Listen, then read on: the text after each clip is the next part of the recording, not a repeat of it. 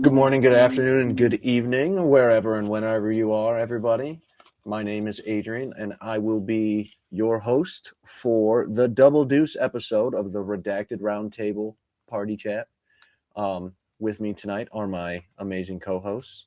I have Brandon. How are you doing tonight, my beautiful bearded friend? Thank you.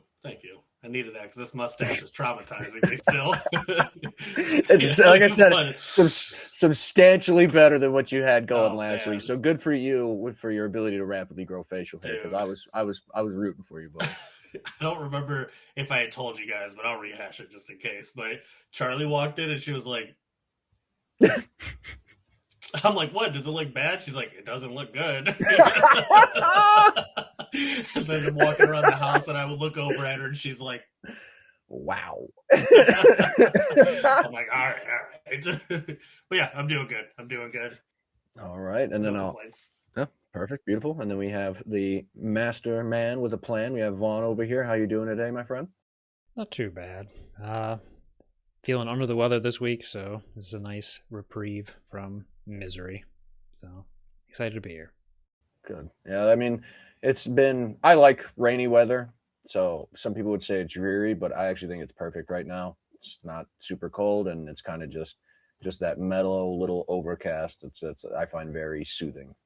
So that's Seattle weather. Yeah, it is. I like that weather too. Yeah, it's good. I love a good summer storm, like July storm. Mm-hmm. That's nice. When you feel like the heat break. You can feel it break in the air, and you're just enjoying that, and especially with a nice stiff breeze. So, but yeah, good. Happy to hear everybody's doing good. So, but anything of substantial that we want to mention as of right now, or are we just hopping right on into this thing?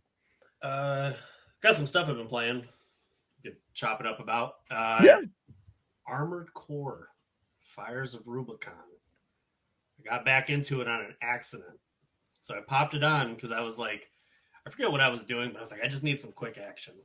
I ended up beating like 6 levels, just back to back.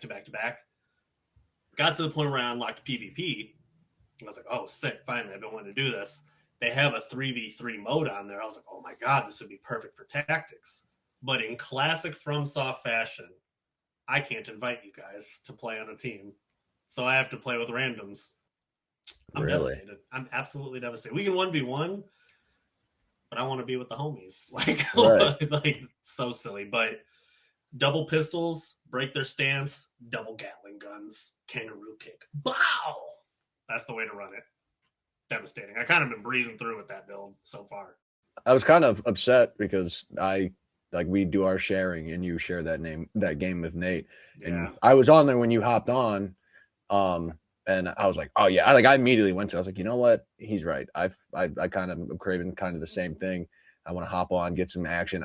It's a travesty that I haven't played Armored Core yet, considering I played like all the games when I was younger. And this new one is supposed to be, the apotheosis of what Armored Core is. And I have not touched it yet, but then I went to the store and shit's still $60. So that will absolutely have to wait because that game shouldn't be full priced, but I will wait for some kind of sale. Hopefully it's like a massive one because it doesn't make sense it's full price as is, but I'm also not going to pay like $40 for it. It's to that point where I could be wrong.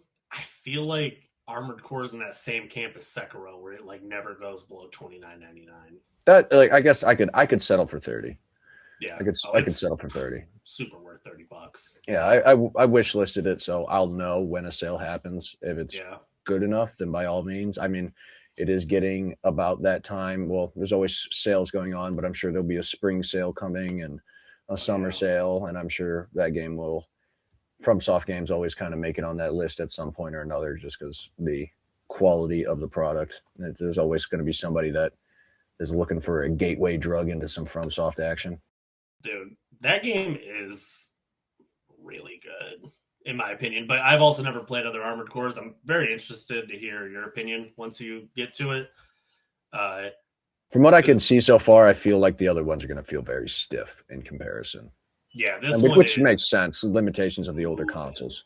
Yeah. This one's also just based off of stuff I was, and once again, I don't have the context fully of playing it, but in this one, it's 2 guns for your right and left arm, and then 2 on your back, and that's really the only weapons you can equip. I don't know if that was ever different in the old ones. You could always have, it was always kind of set up like that, except like, I mean, obviously I'd have to go through the loadouts, but like in the old one, your rear mounted could be weapons, or they could be just like rear mounted weapon systems. Because I always remembered I like the cluster missiles. Yeah. So yeah, you're just shooting, and then you've 2 double missile pods, and you just wipe the block off the map. Dude, it's so sick.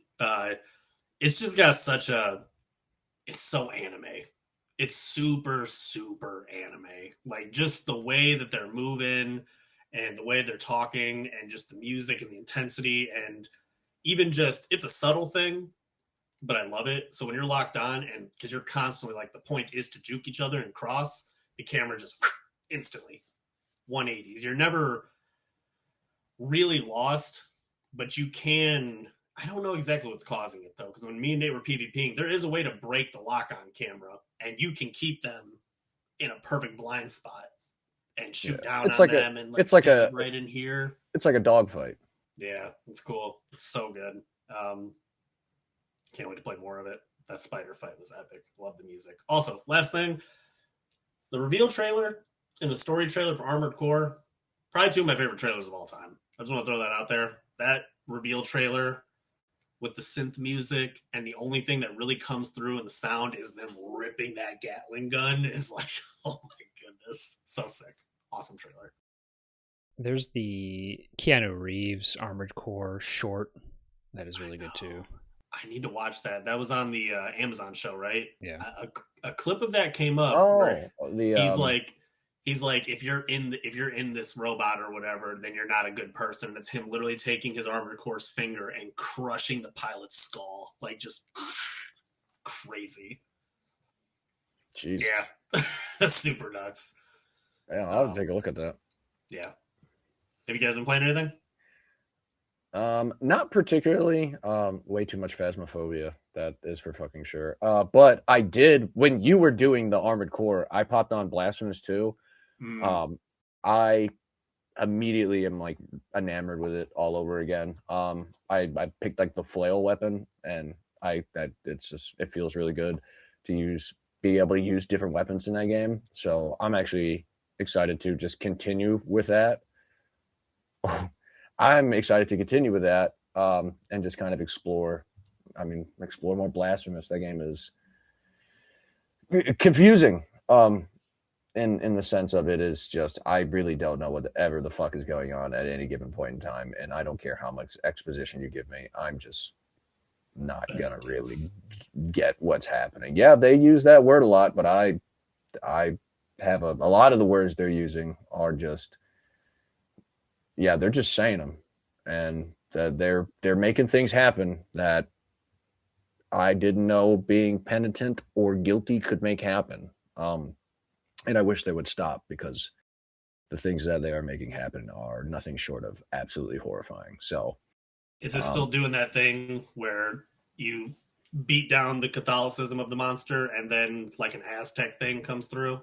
As of right now, I haven't gotten to any of the main bosses. Like, I just played for probably an hour when we were playing, just kind of to get the feel of it. And that's the crazy part, where it's like, I mean, I played the first one, and I was actually really salty because I missed one thing in the first one, and then they rolled out the New Game Plus update, and I still haven't gone back to see if that is like a thing, like if it'll work retroactively. Especially because I played it on the PS4, so But I played for like an hour and I'm like, oh yeah, I'm here. Especially like I said, the new weapon feels really good. I feel like that's something that game much needed. I'm happy they didn't go like a random weapons type of thing, how they do in some Metroidvania S games. I think that game, the choice to make a small weapon selection and focus on them specifically was the right move. It's always been a preference. I always prefer the Well, Bloodborne style opposed to the Elden Ring style. right, because I mean, and I even using like the Castlevania as an example, it's like there's so many fucking weapons that are absolutely useless in all of those games, and it's like yeah, especially like weapons you find on the map, and it's like, oh man, I found this weapon in a secret. It's like this is possibly one of the worst weapons that is in this fucking game. Like my starting weapon was better than this. I don't even know why somebody went through the trouble of animating anything for this and making up a model, but I appreciate the effort. It always makes me wonder, like, exactly what you're saying. Like, no, seriously, like, why is this here? Like, why you put it in this crazy place just for it to be useless, and it's more useless than I knew. Especially in games like that, where it's like there is such a limited amount of animations for the weapons that are really even possible. So it's not even like a game like an Elden Ring where certain weapons might be inferior, as like two different thrusting swords. And it's like one may be inferior for, overall damage, but it might have some kind of special ability. Like, I think it's one of like the swords. It's like a sword you get from, the people that use are like liquid metal, essentially, and it like springs out, and it's like, okay, that's cool. That's something different. It might not be as good as like a standard rapier damage wise, but it's like this thing. If I use the heavy attack, he's literally like shooting a spring at him. So, but it's how those games go. I mean, I've done it before. Just played with some random stupid weapon just for the sake of it, because Lord knows I played Symphony of the Night enough times. It's like let me try something a little different. But not to derail things, but real quick. So we have the DLC boss to fight in Night Rain still, right? The dancers, the messenger. What were they called? The balancers, right? Mm-hmm. They're not the true final boss. The Dredgelord. Remember when you start the DLC and it's like, oh, the Dredgelord. Mm-hmm. He's the actual secret true final boss in that. I have no clue how to get to him at all. I still had to beat that. Just throwing it out there. I still had to beat the Horseman as well. He's no joke. I don't know that dude. He came to play. I fought him. Cool, man. Fought him myself, and he stuffed my ass directly into my esophagus. Yeah, so cool. Yeah, outside of that, I got Crimson Desert. Vaughn got Crimson Desert. Vaughn, what do you think of that game so far? I'll preface this with I've only played an hour or two of it, so my opinion is very bare bones.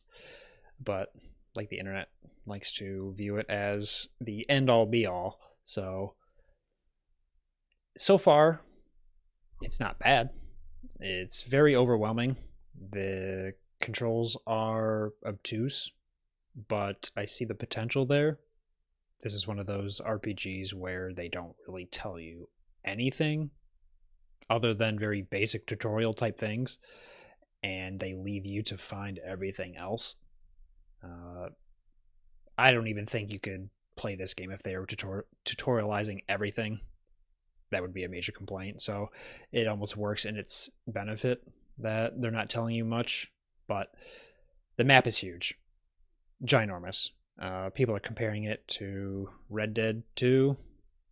People are comparing it to Breath of the Wild in terms of mechanics and things you can do. Yeah, I haven't played too much. We were saying before about they need to add some sort of button remapping because currently you can't do that. And some of the controls are just a little wonky. Like talking to people is a hold instead of just a press. So I find myself jumping in front of NPCs instead of just talking to them like I wanted to. Running is Soul style, where you hit X, or you can hold X, or tap X and you'll use stamina and like sprint. I keep hitting L3 and I'm crouching in front of people, so I look like a complete asshole in anything I'm doing in that game. But the combat feels fast, feels fluid. I haven't unlocked anything fun per se yet, but you automatically get a counter. You get some heavy attacks, light attacks. You're very agile. So I'm looking forward to that. But this is definitely not a traditional Vaughn game. So I am going to be stressed probably 99.5% of the time. And my heart hurts. Yeah.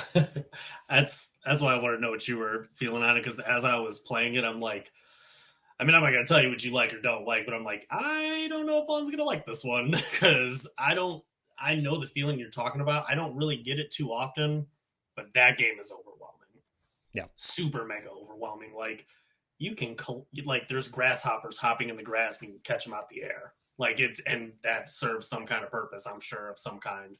Yeah. That game is very, same as Vaughn. I'm a little further than you.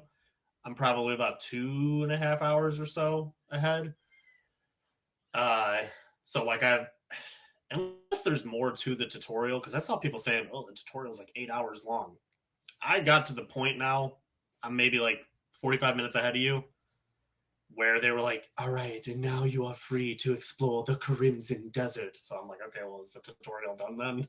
Like, I'm guessing I'm gliding through the world and I can do what I want now. So it wasn't that long, unless there's more. But this game is very it's Breath of the Wild, Red Dead 2, and Dragon's Dogma 2 to me. That's what it feels like. And I know that people are like really emphasizing the Breath of the Wild stuff, and like it is in the scale and like the physics puzzles and stuff like that, but all those control things you're talking about are very Red Dead and Dragon's Dogma. Because they have this mechanic in there that Red Dead 2 has that I don't think any other game's ever done until this, where on this it's L1 and it brings up basically an interaction menu where you can talk to any NPC, threaten any NPC, rob them, kick them, whatever. There's just like all kinds of interactions you could do. And that applies to NPCs, objects in the world, animals. Like the game opens up with you at like a funeral or a grave, and I hit L1 and the first thing I could do was kick the gravestone over. Oh, Jesus. It's like, whoa, okay. And the combat so far, I don't understand it just yet, but there are more moves available than, of course, what they're telling you, because they don't tell you anything. So, like, if you hit, it's going to sound weird, but light attacks are R1, heavy attacks are R2. It's souls in that way. L1 is your block, your perfect parry and all that. But the game immediately diverts from that point where it's like Tekken, where square and X or triangle and circle is a grapple. Like how fighting games would be like hit triangle circle, and you could just pick a dude up and slam him. And then it'll be like triangle R1 together is a stab. And then you can get a move where once you hit triangle and R1 and you stab them, right when it connects, hit a grapple, and he'll just get him into a body shield move. And then they can start shooting with arrows.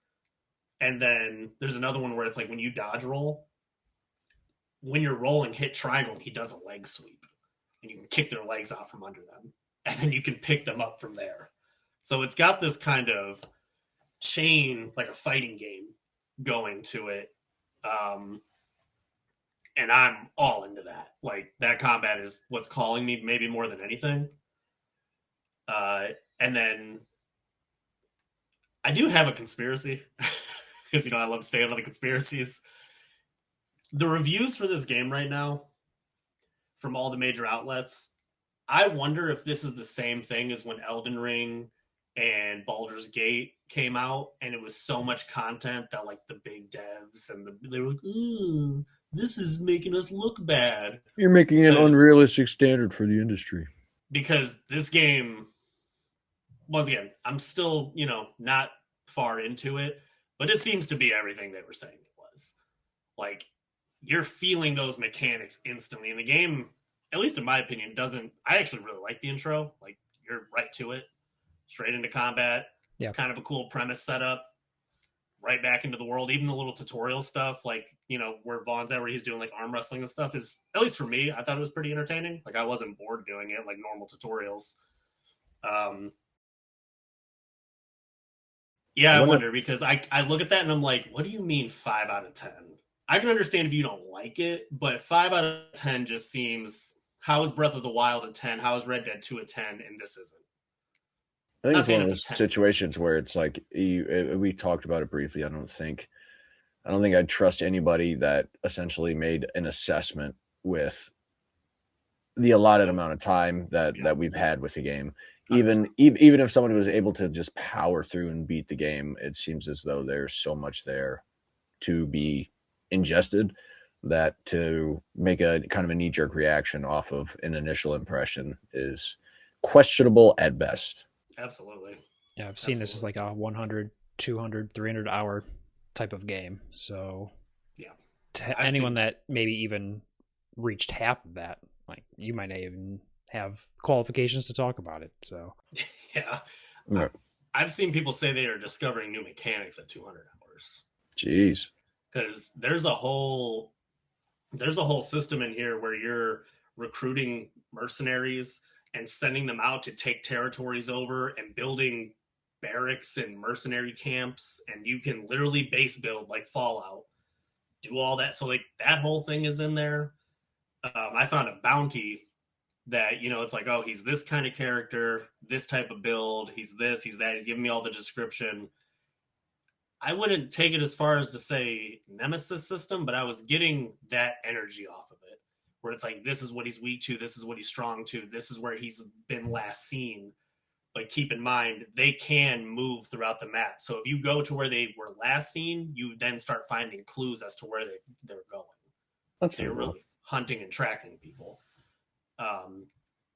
It just really is overwhelming with how much is in it at such an early stage. It's like, people saying that the story's boring, which it could very well be. It could be a very generic, basic, like shallow, Game of Thrones style type of thing, but it's interesting, and I'm not one to put a tinfoil hat on either, but it's interesting to have people crap on a game and give it low scores for a bad story but good mechanics, and don't apply that to every other game that they rate.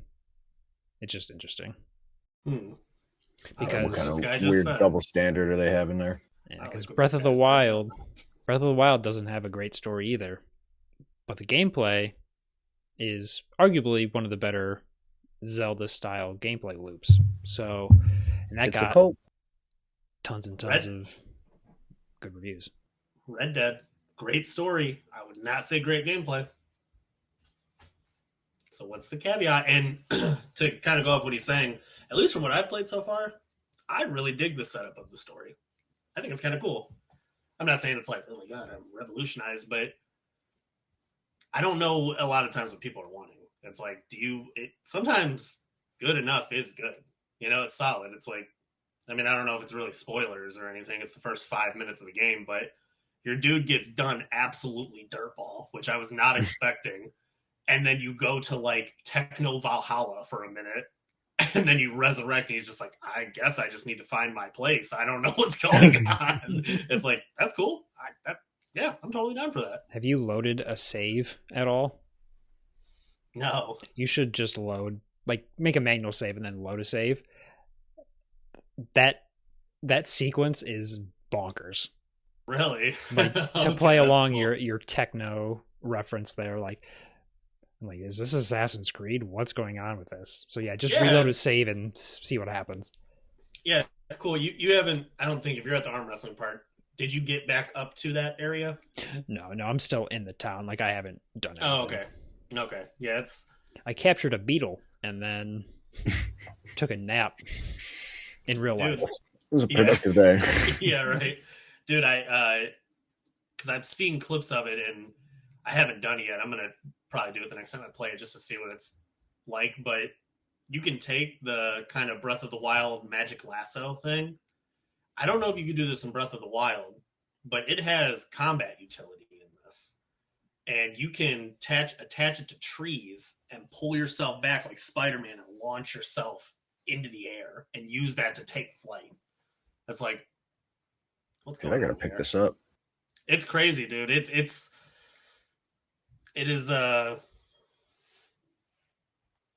I've never played anything like it. I mean, I can safely say that I personally, and I didn't play Breath of the Wild, but I have never played anything like that. Even so, it's not a guarantee. It's going to be like a one-for-one type of thing because people usually just look for essentially words to define what their thoughts are on it, but it doesn't mean it's going to be like a gospel 100% accuracy. It's just kind of like the closest comparison one could come up with off the cuff, you know. You can glide and it uses a stamina. It's Breath of the Wild.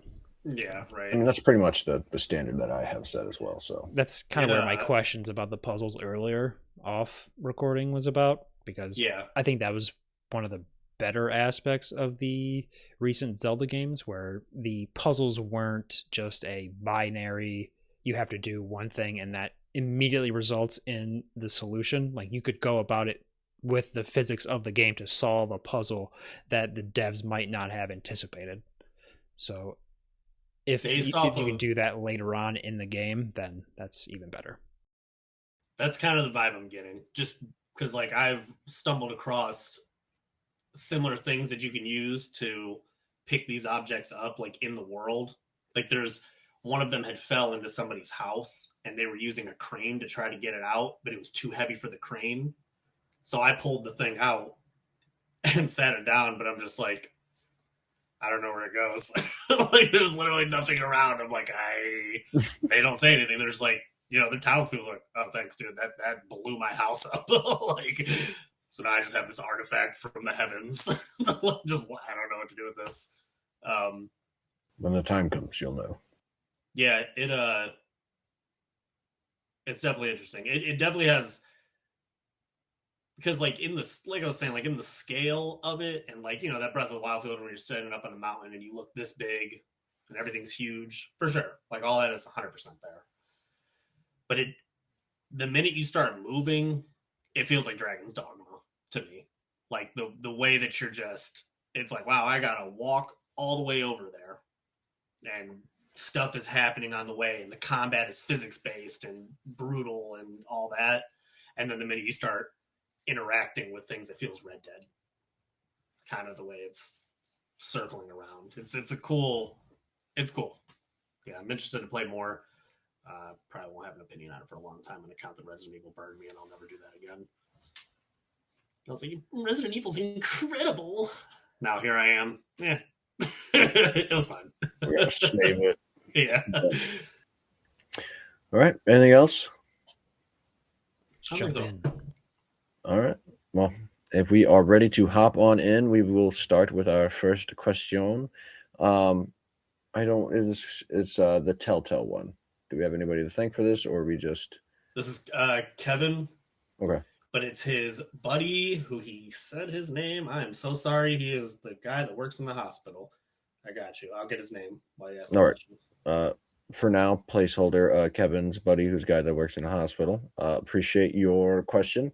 It is, have we ever played the Telltale games, and what was the best one we've played to date? I haven't played any. I just want to put that out there. I have watched plenty of them. I am a big old lore slut, so there are interesting stories and, for lack of a better term, tales being told in those, but I've never actually picked one up. So I'm going to kind of defer to you guys on, just what I would feel like is a genuine, accurate assessment. So, who would like to kick this off? I mean, it's your cousin, so you might as well go. Yeah. His buddy's name is King. Thank you, Ken. Thank you. I've only played specifically Telltale, 2 of them. But Telltale style, I also played Heavy Rain, and I also played Beyond Two Souls, which I would say are in that same kind of category. Would one be able to argue like Until Dawn as well? I think so. Yeah. Okay. Yeah, I think so. Telltale definitely started that. Yeah. Or I guess Heavy Rain kind of did. But either way, Honestly, I'm a simpleton. I think season 1 of The Walking Dead is goated. I think it's so good. So good. I'm not really into Walking Dead all like that. It's like, how long is it going to be summertime? Don't you guys do anything besides sweat? Is anybody trying to figure out a cure? Like, what's going on here? How many times are you guys going to just let the place get overrun at the end of the season? What's happening? But that's neither here nor there. Lee is a great character. Clementine is a great character. That ending is like 10 out of 10. And there's just so many moments in that season that are just like burned into my skull where it's just hypertension, and on a moment's notice you're choosing between 2-3 people's lives, and it's like, wait a minute, I actually like all these characters. Wait, you're kind of bugging out, but I was cool with you 10 minutes ago, but you're like really going off the deep end right now. It's like, whoa, yeah, you're off the reservation, we're gonna have some problems. You're tweaking out, but I low-key need you at the same time because you're the only one that can throw down, but like you're tripping in this moment. Yeah, I love season 1. And then I also played the Wolf Among Us. I only played 2 seasons of that. Maybe 1. Whichever one it is where he wolfs out at the end and you kill, I think it's what's his name? Like Humpty Dumpty. I think you snap on Humpty Dumpty or something. I know, I can't escape. Yeah, that's of all the Telltale games, I would say that's the one that I always had taking, like, I'd seen the most appeal in. I am any kind of rendition of classical characters in, literature and other media. I always find that very fun. It's like the Alice in Wonderland, the specifically like the Tim Burton ones, where it's like it's cool to see those reimagined for, just kind of a different medium, or just to tell a different story. So that is the essentially the gist of what I have from any of those games. Like I said, I played games similar, or like Brandon said, I should say, I played similar games, but never actually an official sat down with an official Telltale game.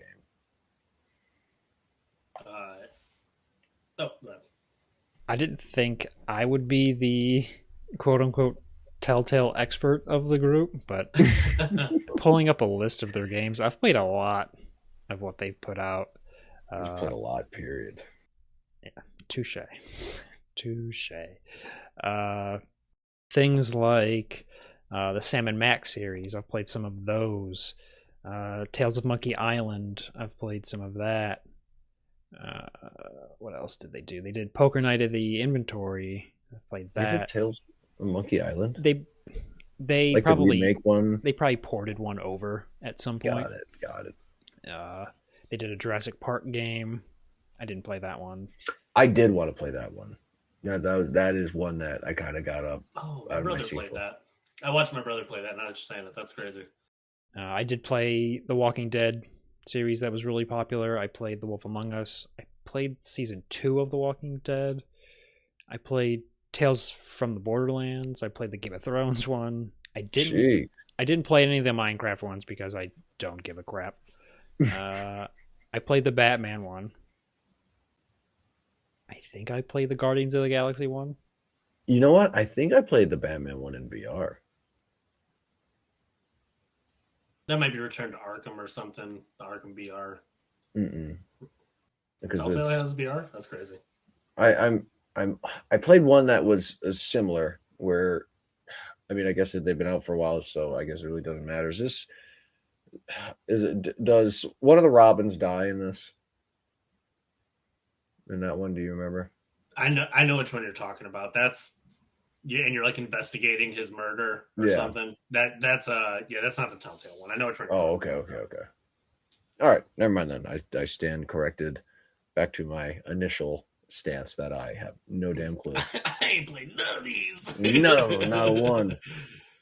They really blew up with the Walking Dead one, and they kind of set the stage for a lot of these similar, like Heavy Rain and Beyond Two Souls style, narratively driven, I hate to say walking simulator, but you're mainly investigating clues or doing specific actions that the character then does themselves, and it dictates how the story goes from there.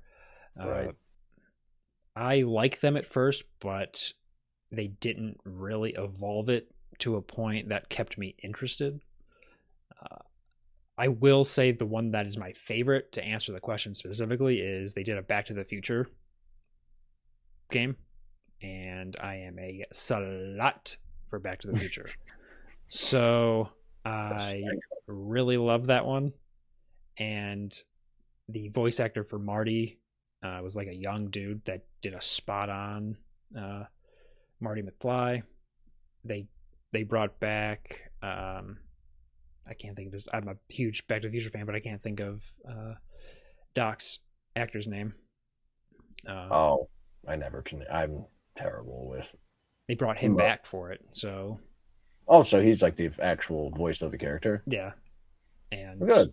I'm pretty sure they said this one was canon with that universe, so I was even more excited. But yeah, that's probably my favorite out of all of them. They have some new stuff slated to come out.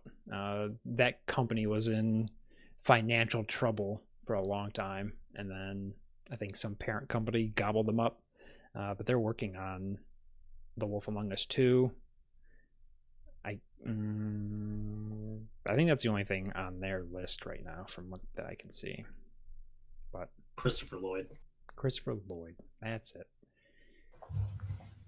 Yeah. The fact that you could bust out a list is impressive, though. That is. Yeah, you've absolutely. I guess I should say you busted out a list and could damn near check off most of them. Yeah, so. That's wild. I think the only one you said you didn't play was Minecraft, ain't it? Minecraft. They did an additional Walking Dead game with Michonne. Oh yeah. I didn't play that one, and they did another one, like a New Frontier. Mm-hmm. I didn't play that one. I didn't even. Did you play? You said you played season 2 of Walking Dead, the Clementine. Yeah. Yep. Was it good?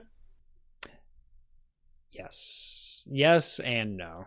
Yes, in that they had some really good emotional beats, but they kind of went the season 1 route formula where it's like, okay, you're pulling at my heartstrings in a similar way that you did with the first season, and it's still painful, but not as impactful as the first one. I felt like such a boost because I'm like, dude, season 1 really got me, man. Like, season 1, Lee is such a great character. And I'm like, dude, I'm not trying to watch Clementine get tortured and Lee ain't here to throw down as far as I'm concerned. Clementine got away. It's off in the sunset. Like, I can't watch that little girl go through hell. It's just, I'm cool. Yeah, it's really her filling those shoes for the baby that has now got a sentient brain and can make decisions on its own. So... just turning into a psychopath, basically. Yeah.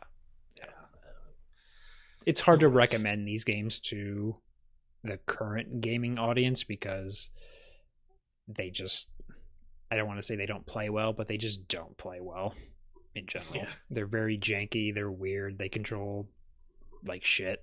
So you almost have to be hooked in by another one to kind of see if you get like that's what I'm hoping with like the Jurassic Park one, that it kind of sparks my interest in it. Yeah. These are almost like good YouTube, like watch someone play through it style things. Yeah, and that's what I was saying. It's like when I say I'm big into the lore stuff, it's like generally speaking, it's someone doing a playthrough whilst breaking down what's happening canonically. So that'll probably be one that I refresh on when I get. But I think I've watched Jurassic Park 1 at least 3 times, just because I'm like dinosaur, and I can't help myself. I'm a grown man. Dinosaurs are cool, so I will never apologize for such a thing. Kevin is really into Life is Strange. Okay, yeah. Which is kind of Telltale-y. Yeah. I've never played any of them. I don't know. It's like a teenager with telekinesis or something. I don't know. She had powers. I don't know what the deal is. Yeah, she's got some supernatural ability. I haven't played the most recent one. I might put it on a wish list and wait for a sale because I am somewhat invested in that character, having played the first one and then side story of it. For someone that has said that they don't enjoy them, I have played a hell of a lot of these, and I have no excuse to give anybody. So it's not about enjoyment; it's for the love of the game. I would love for Telltale to. Are there newer games also still in that same engine, same art style, same, like, have they evolved it at all? Very, very slightly. It's very much the Call of Duty mantra, where they've enhanced the engine enough to make it work on modern systems, but you can still see the structure there, and it's still doing somewhat the same thing. You've added slightly new mechanics, but if you looked at an early game and this game, it would still look the same. Okay. Like, that's what's always bummed me out about them, is their writing is really good. Really good. But the game is bad. So it's like, and then, you play something like Heavy Rain. I love the way that they did that. Like, the quick time events and the fluidity and just how good it looked at the time and whatnot. Like, Heavy Rain was a really good one. Really, is it Quantum Dream? Is that their name? All their games are, didn't we freak out about this one time? Yeah. Same thing with Beyond Two Souls. I know a lot of people didn't like Beyond Two Souls, but I kind of dug Beyond Two Souls. I thought it was pretty cool. I have thought about going back and playing it like in order, just to see if that makes a difference. But because I know that was kind of an issue. I had no clue what was going on. I just liked the mood of that game. Yeah, Willem Dafoe being Willem Dafoe is always good. So yeah, yes, spectacular. Sure. Outside of that, though, Walking Dead season 1, go. Yeah, they were good games. They made a big impact in the gaming industry at the time. They've kind of fallen off, unfortunately. I wonder why that is. Other than their financial troubles and potentially their closure, I think they just haven't evolved their mechanics. So I'm saying they need some presentation. Like, the writing's good, and you have all the big IP in some fashion or another. Like, right, but it's one of those things where it's kind of, we're under the assumption that maybe that could have been the core issue, but in reality, if they were in financial troubles, clearly they weren't making the market appeal that they were looking to make.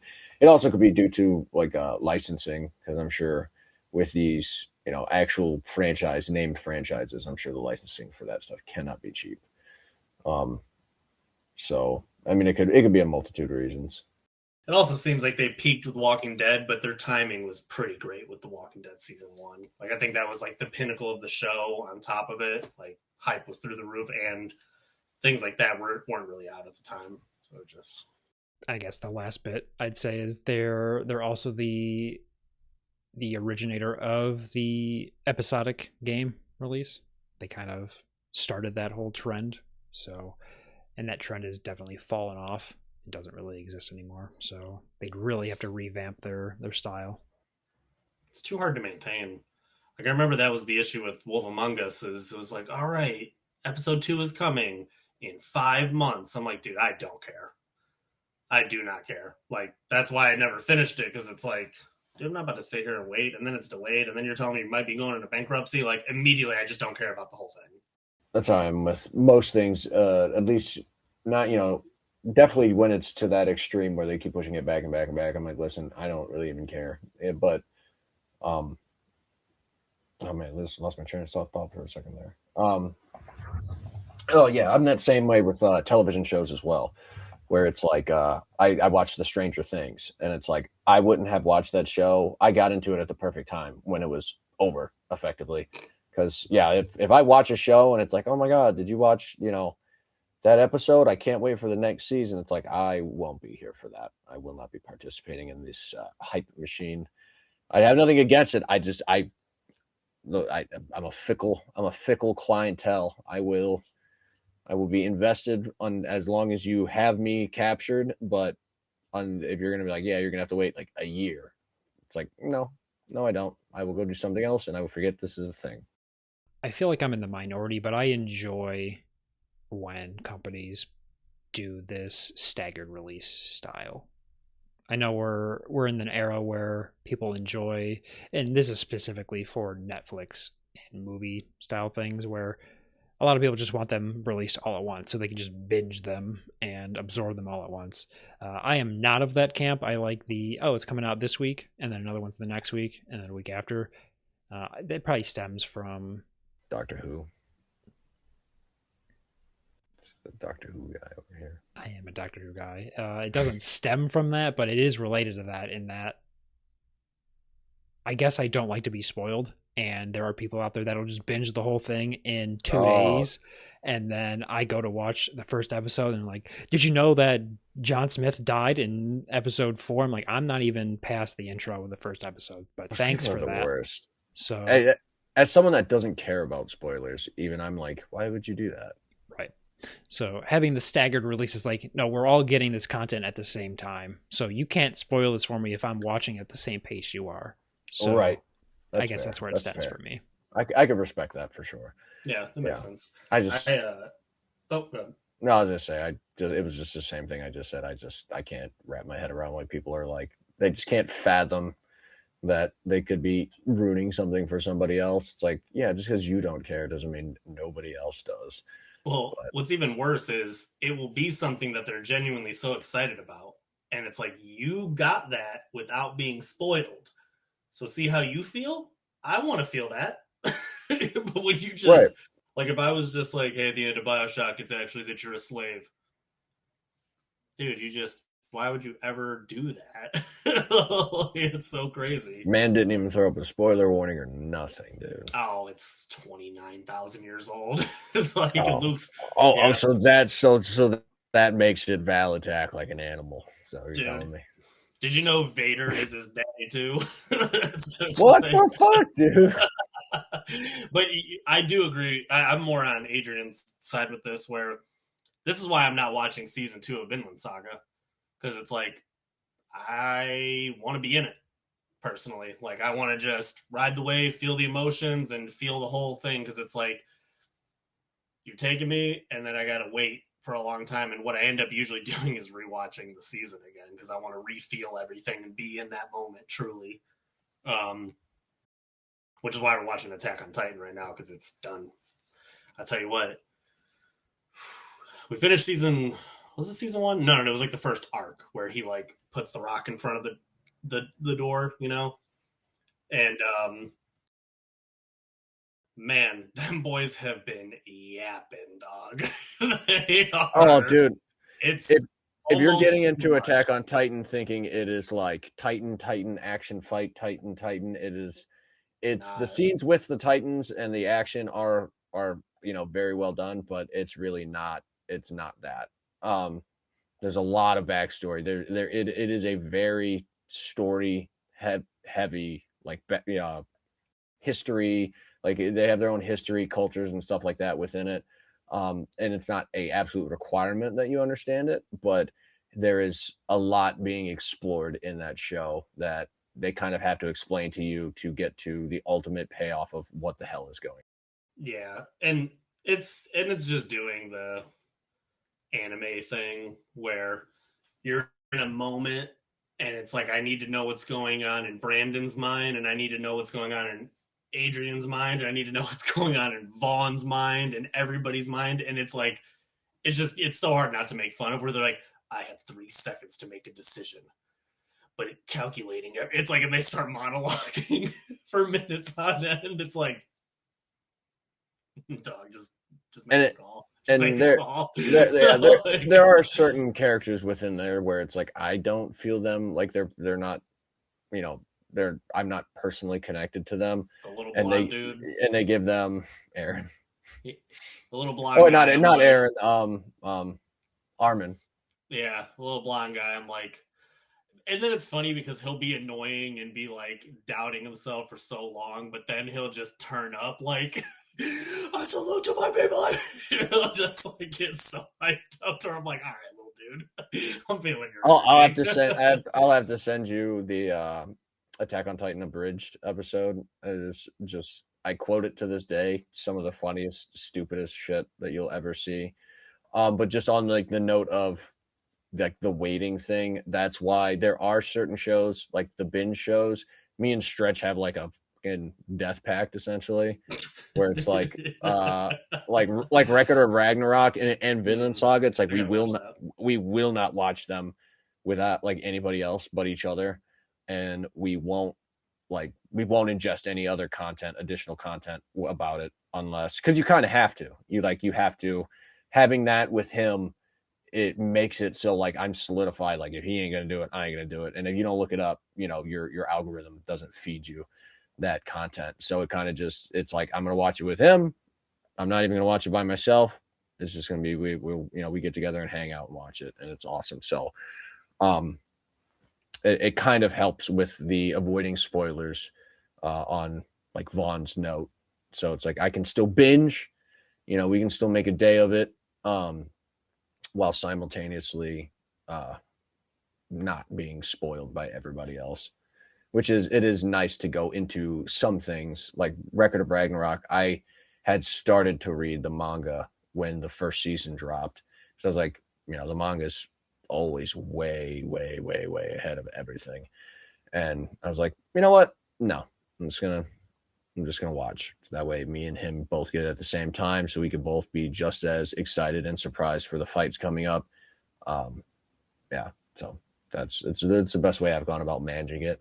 I know this has gone off the rails, and as the host, I'm supposed to keep this thing on the rails, but that is my hosting style, and I will run it as I please. But just want to throw out there real quick. Shout out to Askeladd, the GOAT. I mean, I'll evil. Okay, but fair enough. Yeah, he knows exactly what he's doing and why he's doing 100%, dude. He hated the people he led. Like, oh dang, okay. It's just straight up. It's like, the whole point of this was just to be an absolute bastard. Okay, all right, fair enough. Like evil, not for evil's sake, but it's like there is something. He's like a hyper nationalist, ain't it? Mm-hmm. Right, and that's what I say. It's not evil. It's not evil for evil's sake. It's just somebody being unapologetically them.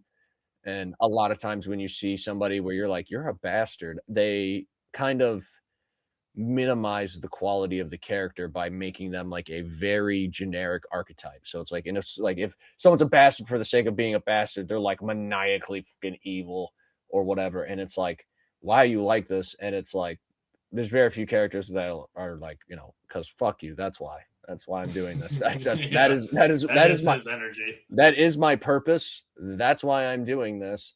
I don't care that I'm doing bad things, because ultimately I just wish the worst on you and everybody else around you. Like, you know what? I can appreciate a fucking world-class hater, bro. The Dio Brandos of the world, dude. Yeah, literally. World-class haters. His like whole, I promise this is not a whole long thing, but the way he's presented right in the beginning, where it's like, oh, I'm like a good, you're not thinking nothing of it, and it's like, oh, he's actually like, the season's kind of about him. Realistically, he's the main character, and you don't think it. It's like, that show is really, at least I've only watched season 1, but that one's really good. It's funny that you say what you're saying about Attack on Titan, because it seems like, as someone who is new to the anime scene, you have picked two animes that are honestly very similar. You will find that in Vinland Saga, there is like, I don't know if it's season 2, but I know there's a lot of talking. There is, I think season 3 is basically fucking the farming season. Thorfinn the farmer season. I think that's 2, because 3's not out yet. Okay, so yeah, season 2 is Thorfinn the farmer, and you're just waiting for him to do something. Yeah. And he's just like, I need to pull these stumps out of the ground so I can plant these crops. So something about Vinland, it doesn't bother me. The music's just so peaceful. Yeah, it all depends. It's the setting and the characters help a lot with that. So, but to get things back on track, in terms of the recommendations, if you guys want to throw them out one more time, where you'd say Telltale, a Telltale start point for him be, what do you say, Walking Dead season 1? Yeah. You think that? Yeah. Heavy Rain, if you can. Well, that's probably stranded on PS3. If you're sticking with Telltale, probably Walking Dead season 1. If you want more of a sci-fi take, or not sci-fi, but like fairy tale take, The Wolf Among Us is good. If you like Back to the Future, that one's really good. If you're willing to go outside of the Telltale formula. Until Dawn. Until Dawn's really good. What's the? I hate that I'm blanking. The Android one, the recent. Detroit. Detroit Become Human. Detroit Become Human. I've heard that one is really, really good. It's fantastic. If I could say anything, it'd be don't limit yourself to the concept of Telltale. Like they are the name that pops to mind, but they are not. They don't have like a monopoly on good games of that genre. Definitely just kind of, I don't even know what interactive story book. I'd say type that in. You might get some bunk, but I'm sure you'll eventually find out apparently what the proper genre is. But yeah, definitely explore it, because you'll find, anything from fun kind of romps like the Tales from the Borderlands, where there stuff happens, but it's Borderlands. So like in terms of stakes and stuff, it's, you're not gut wrenched when everything happens, but there's some that are, there are some substantial changes and some very serious dark shit. Like it runs the gambit between, multiple emotional highs and lows. So I would say just don't limit yourself and kind of just explore around and try it out. I haven't really played many. I would say try Until Dawn. I am a sucker for some good horror. So if you like horror, I think Until Dawn, realistically, because once again, lore videos, there's a guy called, I want to say it's not Gaming Harry does them, but he's went over the entire series of those Dark Tales or whatever. And I of all of them I've seen, I'm also a sucker for like so that having like a true blue after you is like, yeah, that's scary. Those are some of the scariest ones I've seen, but yeah, it's maybe not Until Dawn, because we just spoiled it for you. So something else. I would say, yeah. Redacted, Ron. Yeah, literally. Yeah, I'd say season 1, Walking Dead, and probably Detroit Become Human. Honestly, kind of forgot about that one. That is probably maybe the most modern, best take you could probably get. And I've heard the story is like really, really good in that. I highly recommend that one. Really, really good. Cool. All right, if everybody is satisfied with that one. You're making my editing so cumbersome. I'm not going to say it again, but yeah, whoever was working on that in the back room was a madman. He had an idea, and he's like, Eureka, I have it, and beep, redacted. And then whenever you're looking up these games, feel free to tell them we sent you for no discount, but it'll be cool. Like that way you're just ready for in the future for when we like have some pool around here and we'll just get discount codes and we'll slide you guys. So it's just fucking, just do it and then let them know and they'll start getting us some clout out there.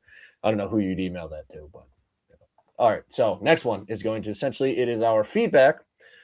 This is coming from Matthew. He raised a good point with our discussions of, the kind of the shifting winds of the console industry, Microsoft kind of pulling back out, Steam bringing out the Steam machine, and kind of just the development of the current console and really gaming landscape as it kind of bridges the gap to, between the PC and the console communities. So it is feedback on the Steam machine discussion. So Valve seems to be less aiming for the console market, more so testing the distribution of their actual Steam OS. It is their proprietary OS system.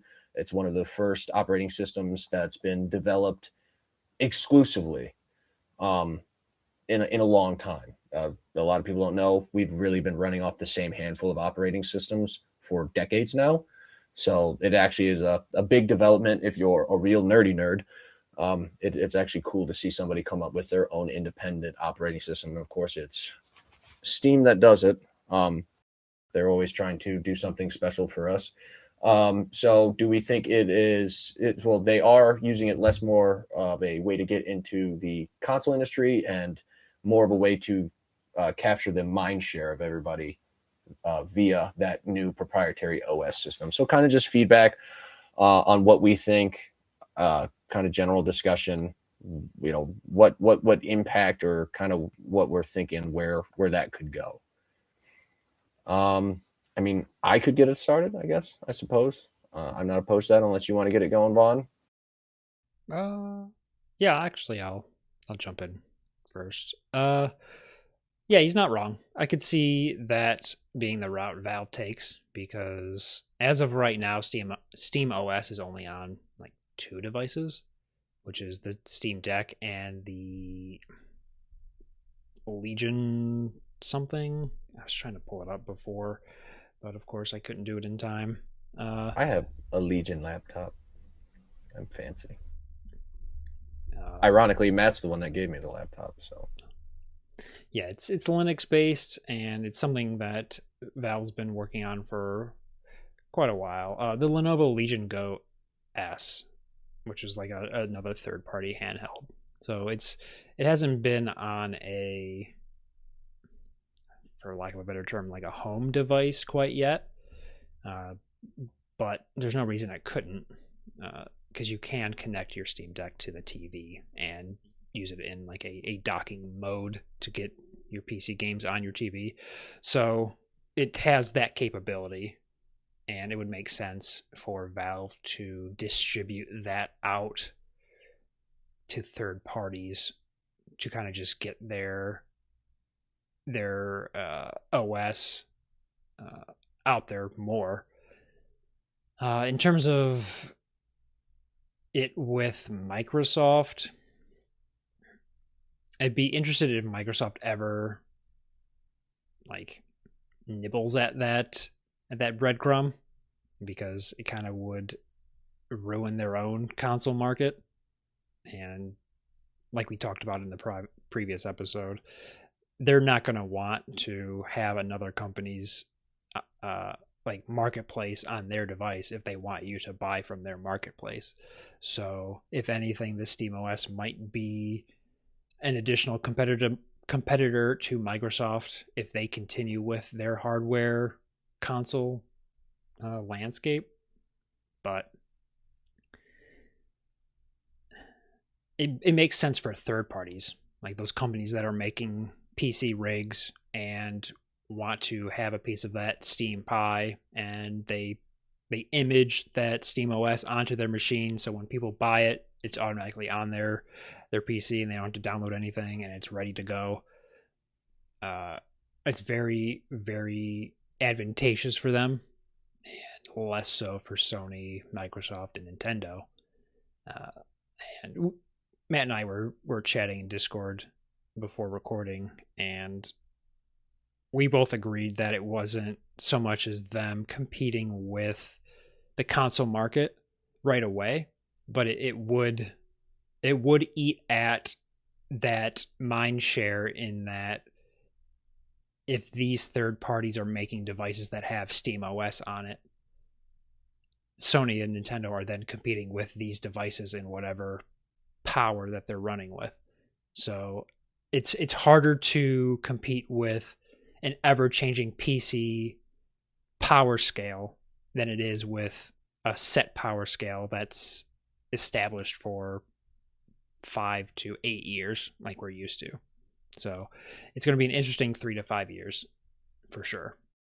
I'm interested in, just because like you brought up the Lenovo Legion, I'm curious if we're going to see some sort of more so of a hardware arms race. And I know like we bring up console, but I mean like exclusively hardware arms race, like when it comes to this Steam OS thing with their distribution. You know what I mean? Because like back in the day, there was so many handhelds and so many things, and now everything's kind of been reduced down to the big players. I wonder if we're going to see kind of a resurgence in that kind of movement when it comes to this, because if everybody's got the OS, I don't know how many people are out there producing handhelds. I'm seeing a uptick in the general idea. And you're right, if they start putting it as stock standard on different devices, it is smarter, it economically friendly for the company to do that, as opposed to try to compete in both a software and a hardware sense, which, I'm a big old Steam simp for the most part, and, strike me down, but they've never done anything wrong, for the most part, to really anybody, and on any kind of major sense. So I would have to assume that their intentions aren't to be nefarious. They're more so to, like, obviously they're monetary. They're a company. Their goal is to make money, but more so the Steam OS is kind of trying to optimize just distribution. They have, without question, the most efficient and most broad distribution of any game, any gaming platform out there. So realistically, I would, and I think I brought this up last time on the last episode. I don't ever, when I never assumed they were trying to enter the console market as like a primary thing. And it's part of what I brought up before, where it's like, I don't think whether they had this, I don't know how long they've had this OS developed. Because if you look at, and this is another thing Matt pointed out to me when I was talking to him before, like if you look at Steam itself, like the big picture mode, it is its own, like, it's like its own operating system. Yeah. Like within Steam, they have a built-in operating system. So it would make sense, and it's kind of dummy proofed. So it would make sense for them to wait till now, where I feel like gaming in terms of fidelity and system power is kind of reaching a event horizon, and it's not going to go any further. If they drop this now, they don't really have to compete in the console market, because they no longer have to make iterations of a console. We have reached, and I could be fucking wrong, and they might just unlock a whole nother dimension of color and graphical fidelity that my puny human brain can't fathom. But in reality, it's like, if you release a system now that is pretty much at the maximal point, you won't ever really have to compete in the market genuinely. You know what I mean? You don't have to worry about putting out a Steam Machine Pro, or, the Steam Machine S Pro X, or anything like that. So I don't really think that's their goal. Yeah, the Steam Machine, just like he said, seems like a proof of concept for the Steam OS. The benefit Valve has is they're not in the hardware market like Sony is or Nintendo is. So they're going to benefit regardless if the Steam Machine fails, because then you can just say, F it, we're going to work on the Steam OS and then sell it to people to use on their machine. So they can make their machine however powerful they want, in whatever landscape they want, at whatever price they want. They're still using our interface and our marketplace, and we're getting a cut from it. So that's the benefit with that. In whereas Nintendo has to make the hardware and distribute the software, Sony has to make the hardware and distribute the software. They don't have the luxury of having their own OS that people can play their games on. They need the hardware on their end. Right. And just kind of a side point, and this could develop into kind of a greater question, so just let me know. Is because there's something else he brought up, because this system is Linux. It's Linux based, but it's not Linux. And he had brought up something interesting that I didn't know, because I don't play on PC, so it's not something that ever concerns me. But this actually hits home with one of our core values of the pro-consumer discussion.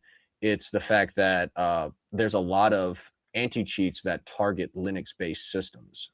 He brought that up to me, that Battlefield 6, if you're on a Linux-based operating system, that you will get flagged for anti-cheat. You essentially can't play certain games if you're on a Linux system. You have to open up like a what do they call it? Like a computer within your computer. I forget what they call it, but essentially you have to open up a Windows computer within your Linux machine, and then run Battlefield 6 through that Windows machine you've opened up within your computer. Yeah, you have to partition like another OS within your current OS to play something else.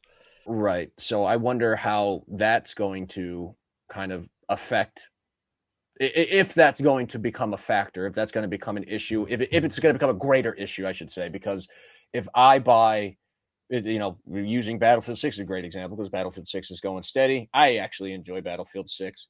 So maybe there's a little bit of selfishness. I mean, I'm a broke boy, so I ain't going to be buying a Steam machine anytime within the most recent millennia.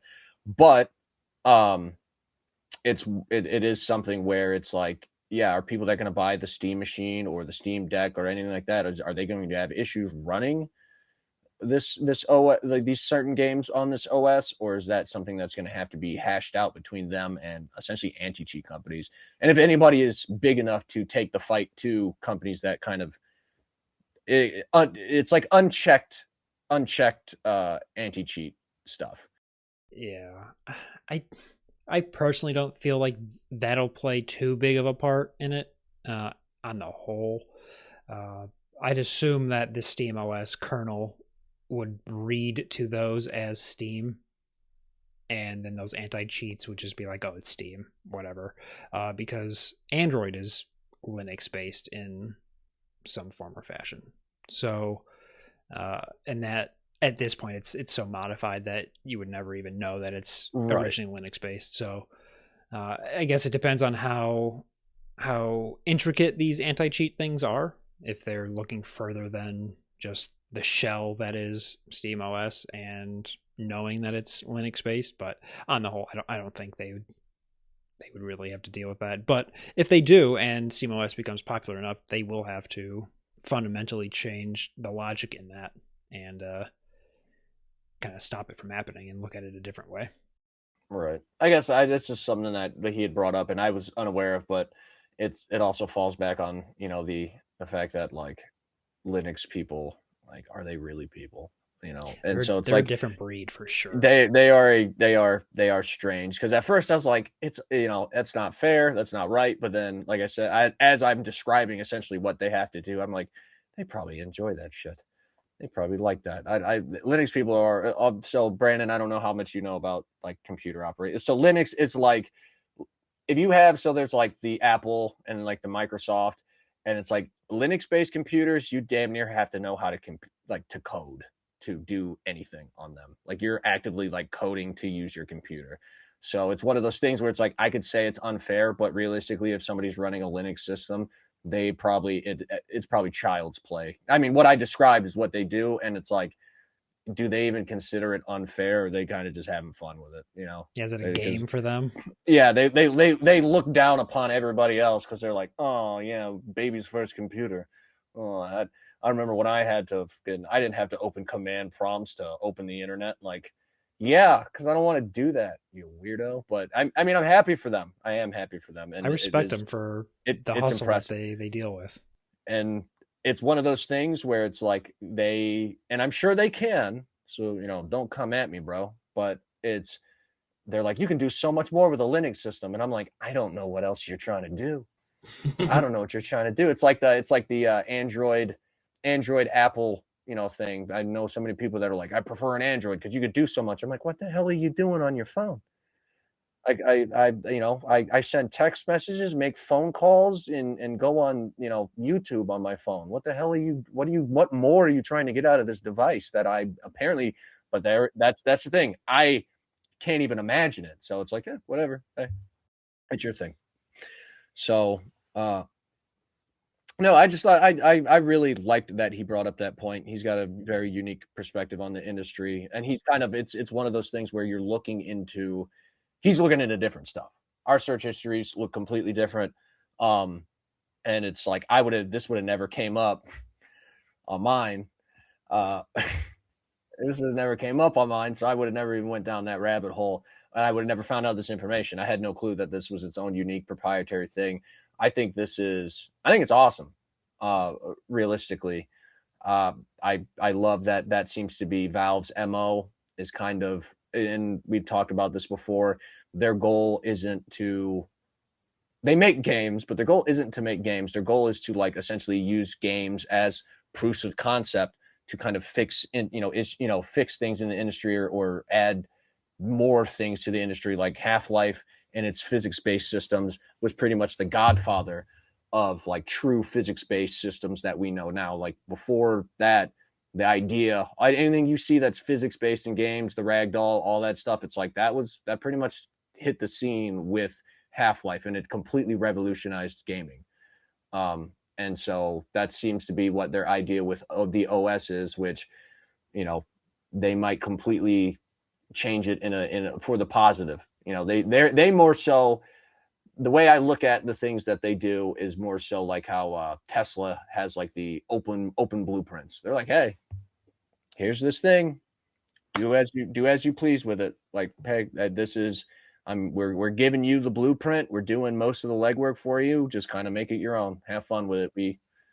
We don't need to be in the spotlight. We're just the best. So yeah, and SteamOS is open source in a sense. They say that there's only 2 officially powered by SteamOS devices, but you can download it and put it on wherever you want. But it's totally up to you to troubleshoot and whatnot. So yeah, it makes a logical sense, and yeah, we appreciate the bring up and the clarification on that. That's something we wouldn't have thought of. Yeah, and obviously, I mean, I talk to him every day. So, but yeah, keep them coming. If you got any other weird little tidbits or interesting stuff, that way we can dive deeper into it. I mean, we didn't get Brandon. Do you want to throw in some feedback on this one? Yeah, first and foremost, I'm out of my depth in this conversation. I just want that to be at the forefront. And when you originally brought it up, I thought that was definitely interesting, though, like that he had said that. What came to my mind, and maybe I'm wrong, because like I said, I'm out of my depth with this whole thing, but kind of like what Vaughn was saying, where Sony needs the console in order for the software to be played, whereas Steam doesn't necessarily. I almost wonder if maybe Steam is putting out the machine, kind of like you're saying, to get the OS on things, and it's to get ahead of the inevitability of PlayStation Plus being like they're trying to go streaming and Game Pass trying to become its own app.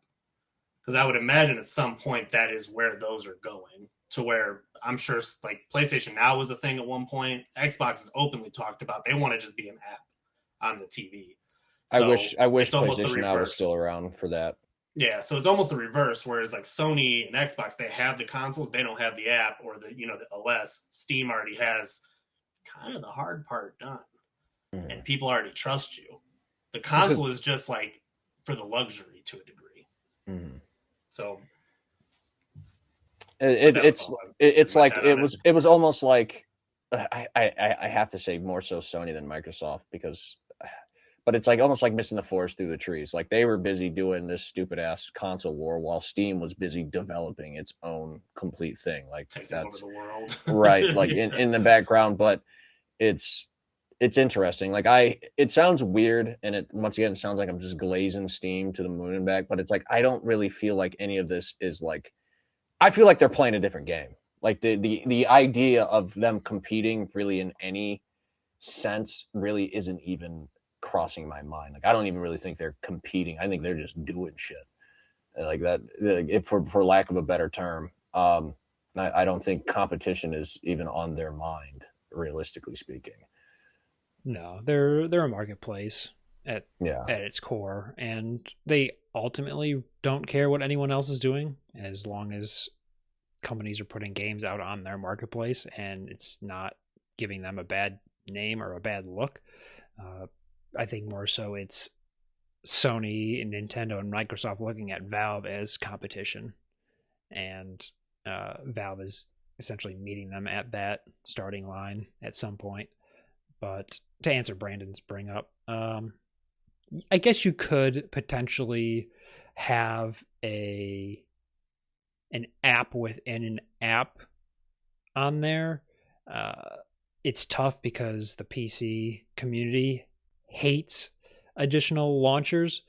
So to have it's wild Steam and then you launch into a PlayStation or launch into a Xbox app within Steam, they might burn down a whole city. So it's hard for me to imagine there being that unless it's just a PlayStation game inherently on the Steam marketplace. And we already talked about how they're not doing right. that. maybe I'm not maybe I'm not explaining it well. Better. Not necessarily to open Steam into PlayStation per se, but if Steam is trying to put Steam on all these different operating systems, including, you know, because I can hook my PlayStation controller up right to my laptop and it works. Like Bluetooth my controller to my TV and Steam is on there. That's not necessarily me opening a launcher so much as just Steam just is on there now. Yeah. I guess that's more so what I'm meaning. Like you're not on PC opening up to something else. Just that. Because I would see this as like a person who plays Steam on PC, like let's just say Matt, his world will not change at all. It's more so that there'd be a whole new demographic of people, myself included, who's 100% interested in this. And then if you're telling me, hey, the Steam machine ends up just being the, I don't know, the luxury version of it, but I could just get it on my TV. Which could kind of make 100% do that. Which makes kind of, there's some credence to it because and I brought this up with Matt, one of the major components of the Steam OS that I started playing with, because me and him play games on the computer from time to time, it's the Steam OS has controller configuration integrated within it. Yeah. So like it would allow you to realistically take any controller, any peripheral, and it would work. I found that out because we were playing games that are they don't have built-in controller compatibility. Some games on the computer, whoever made the game, they didn't code it to have remotes in mind. But if you open up the Steam OS within that, you can the system does it and then transfers that information over to the game itself. So I can bypass. Yeah, I can essentially bypass, and it'll even ask you. It's like, do you want it to essentially? Do you want the prompts to be Xbox prompts or PlayStation prompts? Oh, wow. And so if somebody didn't design this, and it's probably not perfect because there's probably, plenty of things that can't, just can't transfer over like that. But for games that can transfer over like that, the OS actually does that transfer for you, even if the developer didn't bother doing it. So that actually, it entices even people to put games on there from the PC side. They're already going to put them on Steam for the most part, but it's like they kind of cut out work for the developer. I think developers should still do that kind of work. I think those kind of systems should be integrated in the game for ease of access for the player themselves. But it is just one of those features that you don't see on any other operating system, obviously, because when you're looking at system specifics, they don't want you to use other people's peripherals, but that is one of those upsides, that having something like that where it's like I have a TV and I have any controller, and as long as my TV is compatible with like Bluetooth or whatever, I can just run it through there. So that's just one of like a highlight, and it seems like small, but it is an interesting concept that we haven't seen done, and I just found out about, and I was like, wow, no, that would be a really awesome thing if I had an operating system that could play pretty much any game with any controller. So just helping out the little guys. Gabe needs a new super yacht. Yeah. Imagine trying to put Crimson Desert through that controller mapping thing. I mean, yeah. That'd be so stressful. I had to do that for this, what's that game called? Ferocious, that like Crisis Dinosaur-esque game. And it's just my tolerance for PC stuff is so low. The minute it wasn't going immediately smooth, I was like, going back to PlayStation now. But I think they ended up adding controller support to it. So right, and even to go with the Crimson Desert thing, you said it's like it's that it doesn't just port it over; it allows you to configure within the system. Yeah. So it's like you guys are talking about, I can't configure. They should put that in the game. It's like, well, you can do that through Steam. You don't need to do it through, which once again, they should put that in the game. But if they don't, I can configure it through the game. PlayStation added button configuration on the. Bless you. Oh, sorry. I tried to mute, but it took me. The spirit took me. PlayStation did add button configuration on the OS level, but it's very, I don't want to say bare bones, but it's not to the same degree that Steam is universal in the sense.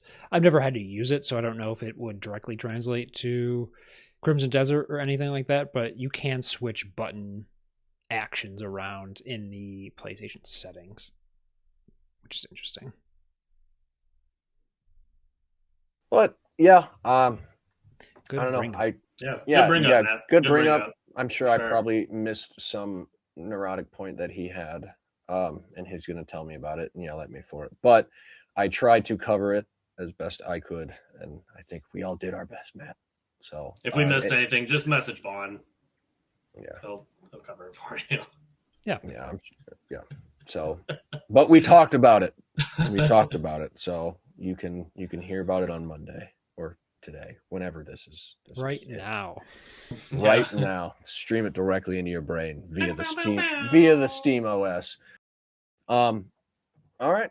And then for the last point, now that we have all finished Resident Evil 9, and kind of had some time to simmer, let it marinate a little bit. How do we feel about everyone's impressions in contrast to everybody praising RE9 and, kind of saying it's this, essentially giving it just the highest of praise, and giving the impression that it is, this gem of a game. And we're not saying it's bad, at least I'm not saying it's bad, but I think we all are pretty like-minded in our impression of the game for the most part.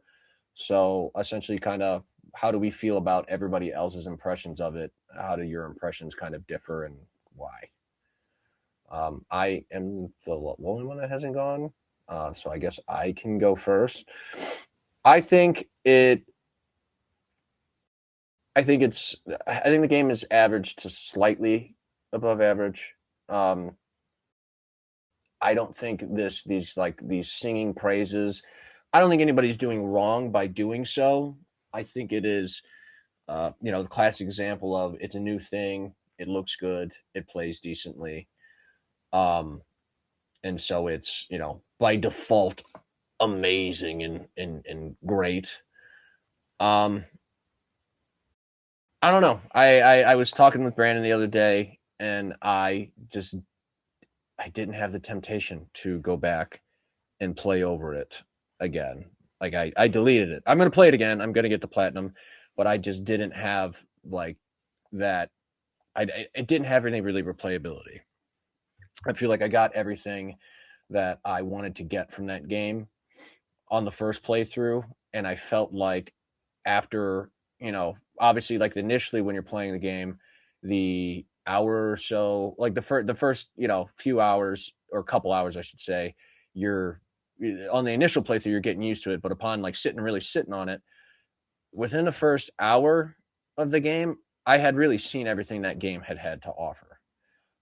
It doesn't really evolve as time goes on. The blister heads and stuff are they're the literally evolving enemy of the game, but they really didn't change the game dynamically in any way for me.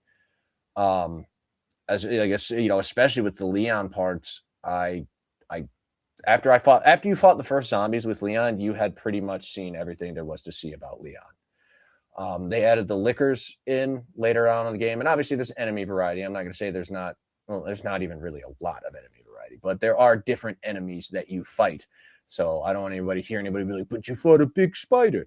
You fought a giant spider boss, but that really isn't it's a gameplay moment. It's not a gameplay aspect. And so, realistically speaking, after you fought the initial group of zombies, you fought everything that, you'd experienced everything that was the Leon part.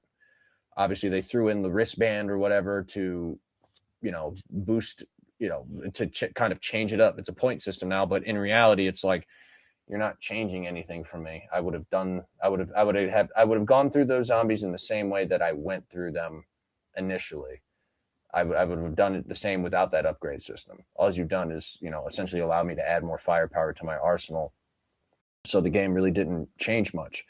The gun zombies, and mortar zombies and all that, they really didn't really change much.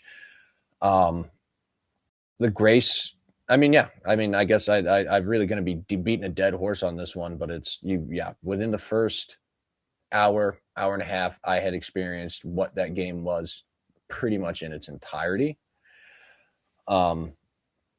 I I'm not saying it's bad. It's mechanically sound. It's visually, appealing. I do enjoy the actual story of it. I enjoyed Grace as a character. She's a cool. I don't know if she's going to be a mainstay, but she's a cool new addition. In terms of even if she's a one-off character, I did enjoy her. I didn't find her, and I don't know if it was a general consensus. I feel like there's just like a select group of people that just found her annoying for whatever reason. And I think part of that was just due to that juxtaposition between her and Leon, where it's like they just got essentially frustrated with her being incompetent. But it's like, it's when you're compared to fucking Leon or Chris, it's like everybody looks incompetent. They make other kids. Chris makes Cheval look incompetent. Leon makes Ada look kind of incompetent. Not in 2, because she's saving his ass like hardcore. But like by the time Resident Evil 9 rolls around, it's like Leon is on a whole different level. If you play the game, or the dude's riding up the side of buildings on motorcycles and jumping off the top of them, and dropping one-liners through explosions while giant monsters try to eat him alive. Like, he's on a different level. Of course, anybody compared to him directly is going to seem incompetent. They didn't really play with anything new that changed the Resident Evil system. And I'm not someone who is going to go out of their way and demand change. It's got to be new. It's got to be something completely different. Like, I very much like that it still felt like a Resident Evil game.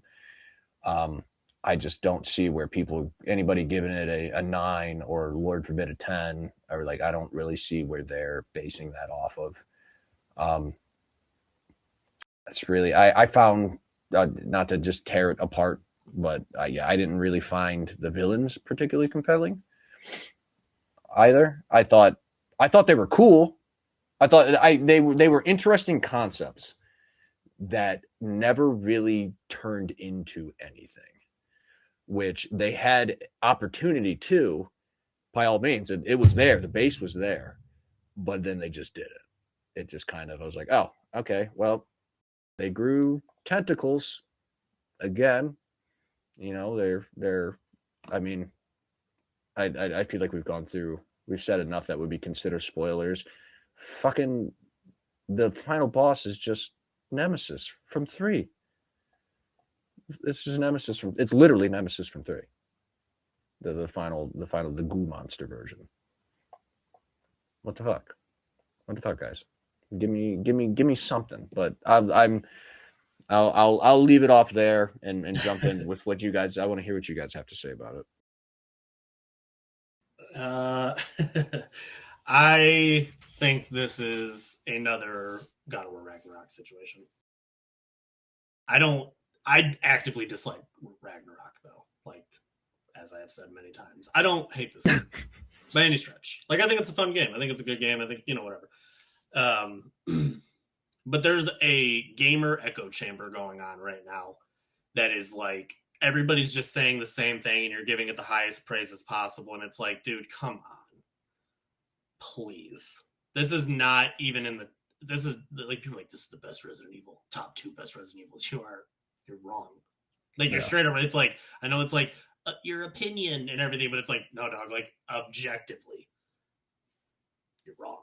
There's no way this is better than 1, 2, 4. Hell, I would say 5. I don't think it's better than 5. Like, it's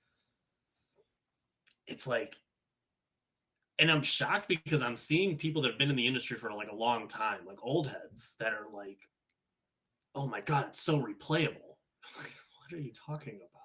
What's replayable about this? In what sense? In what sense is this game super replayable? I think Resident Evil might have joined the ranks of like, and we'll see. I mean, I'm sure you could really mess it up, but I think it might have joined the ranks of like Zelda and FromSoft, where people are going to overly glaze it regardless at this point, because this is like a Matrix moment. Like, this game is just not a 9 or a 10. It just is not. I get it. It looks incredible.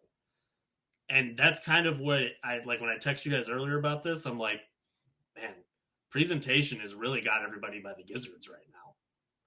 And it's even more jarring for me right now to go from that game, Resident Evil, that is just, it looks incredible, but gameplay is so shallow.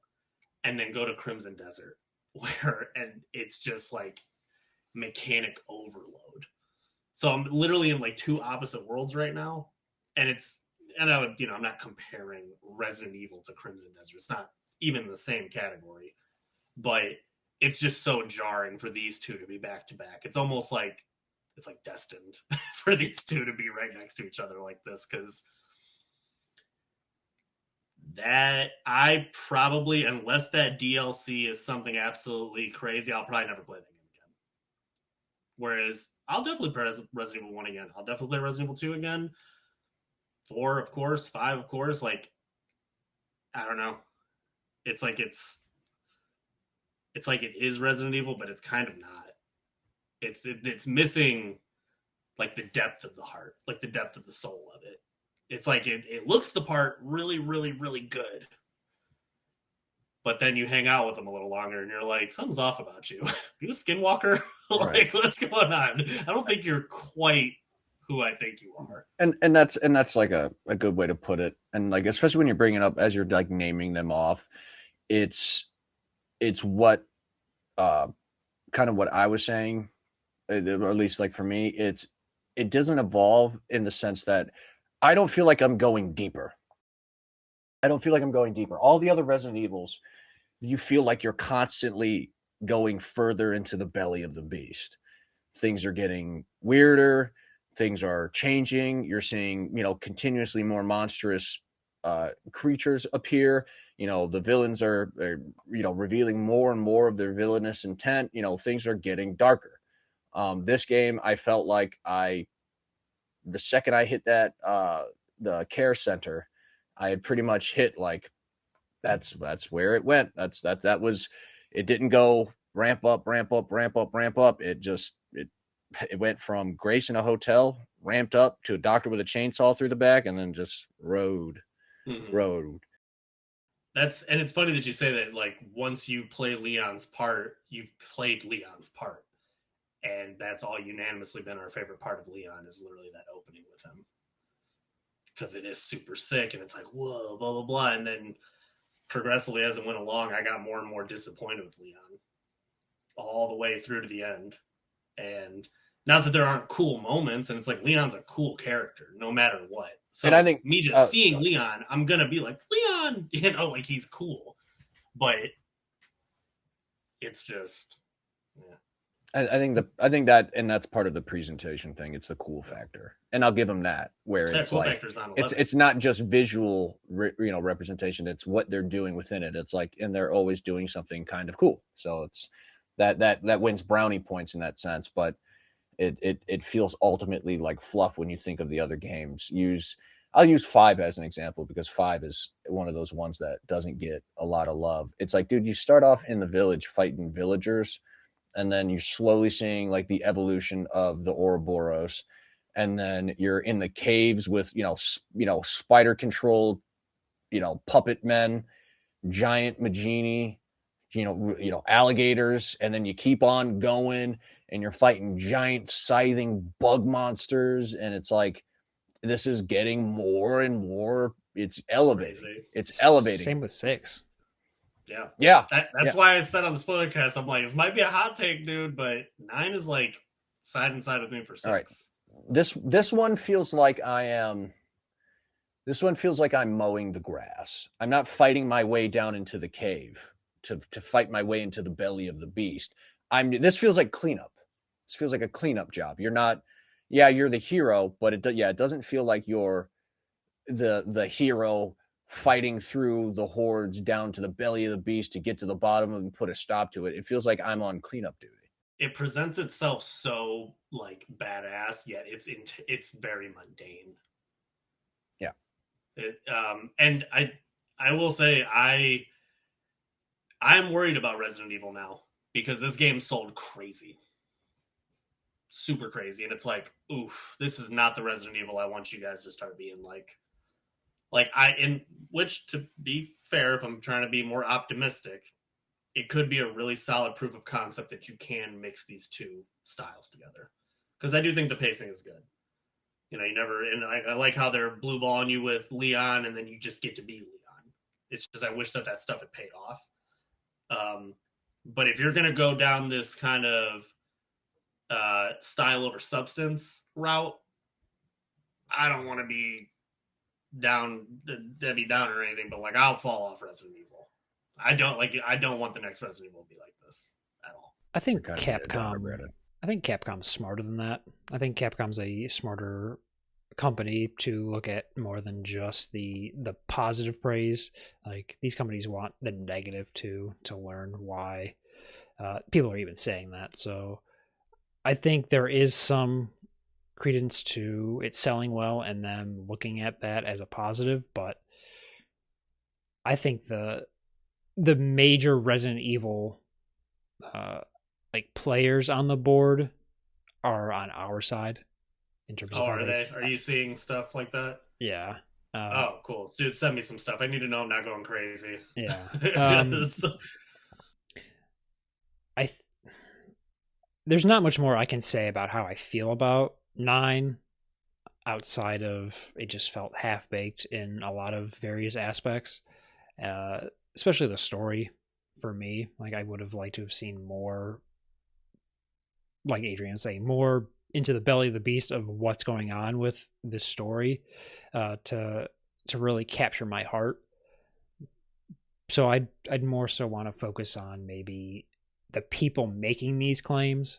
And I feel like it's just we've touched upon it in previous episodes where this gaming generation is more about action and flash than maybe substance at its core. So like all this action and flourish and presentation absorbs their attention and then solidifies their score regardless of how the rest of the game plays out. So these super Michael Bay action moments captured them completely, and now even if it's mundane mechanics, it's still keeping that dopamine hit. So it's a 10 for me. Like, but you're not doing anything beyond that. Like the mechanics that you learned halfway through are the same mechanics you're using at the very end, and they haven't evolved. Like you're not noticing this, you're not seeing this.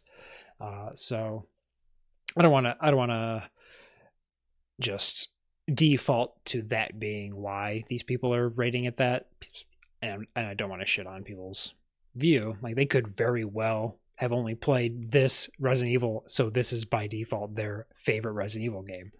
But the people that are playing the previous ones and then saying this is a 10 out of 10, I would like to know your opinions on other games because I can't trust your views on anything really. Yeah, I mean, I'm not going to say names, but I know you know who I'm talking about. Just glazing it super hard on the podcast. I'm like, dude, what? Like, I'm perplexed. Like, dude, you've played all of these. Like look at it. It's like the second best Resident Evil. Yeah, look at it from the perspective of, you know, what are the easiest things for me to point at is look at the villains, right?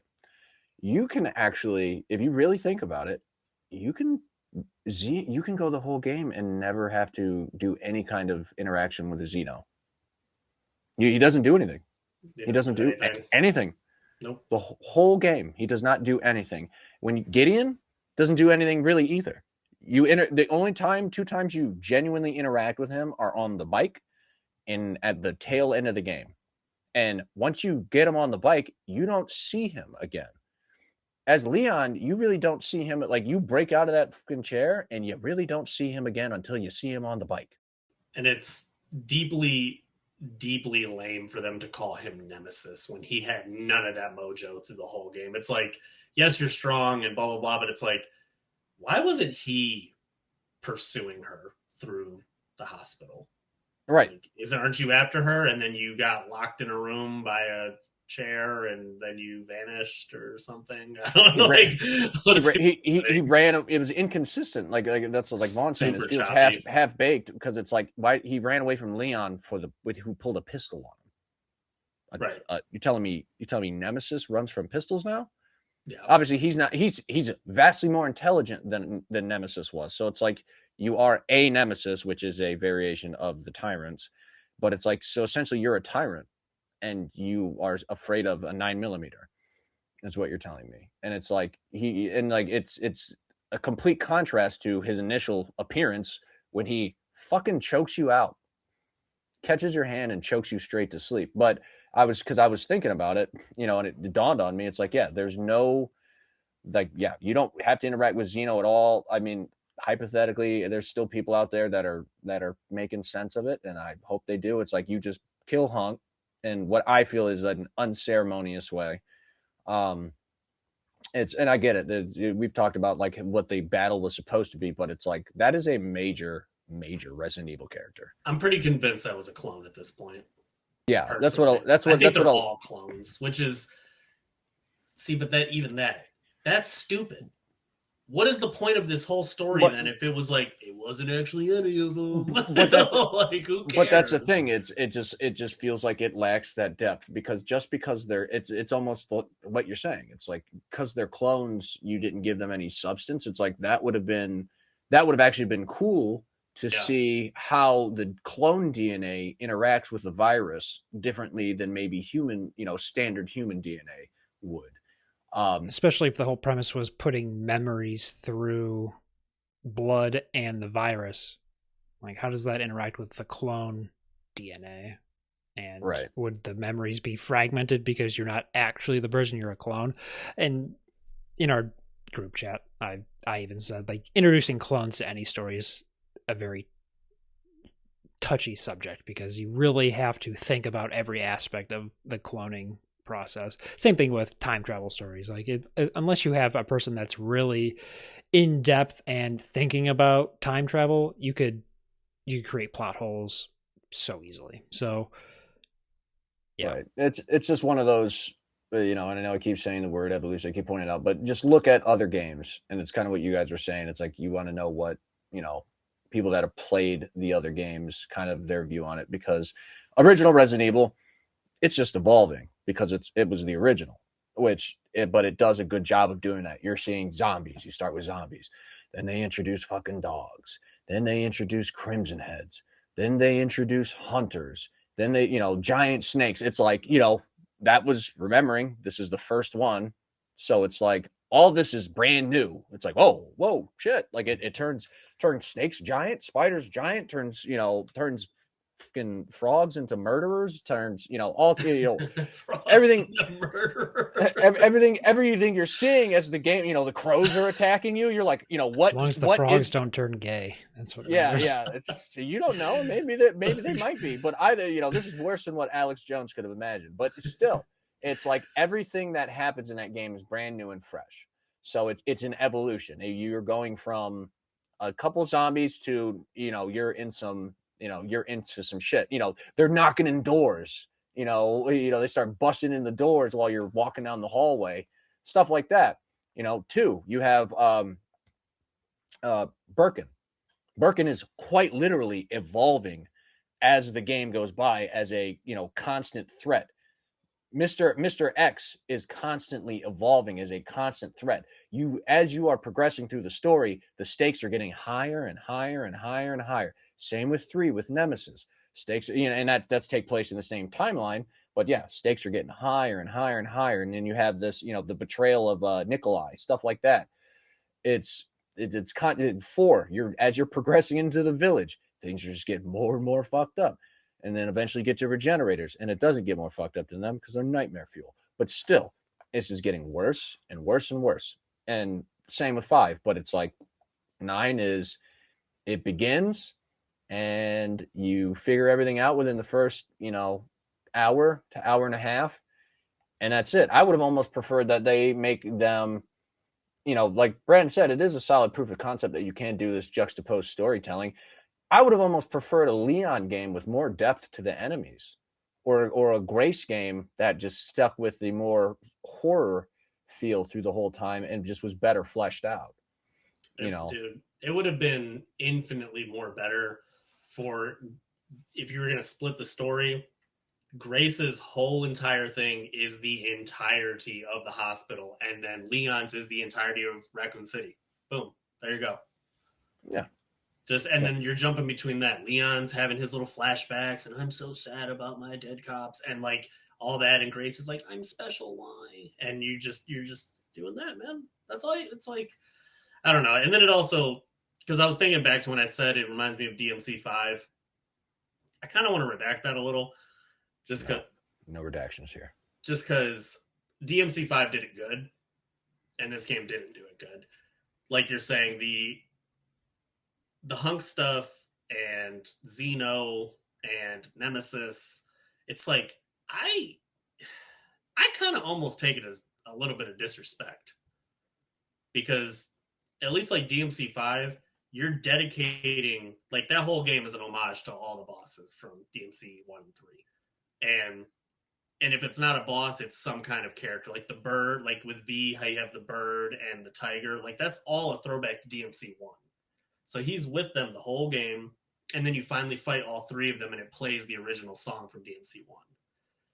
And Artemis and Gilgamesh, you're fighting. They dedicate full boss fights. It's like, so to your guys' point, like if you're gonna make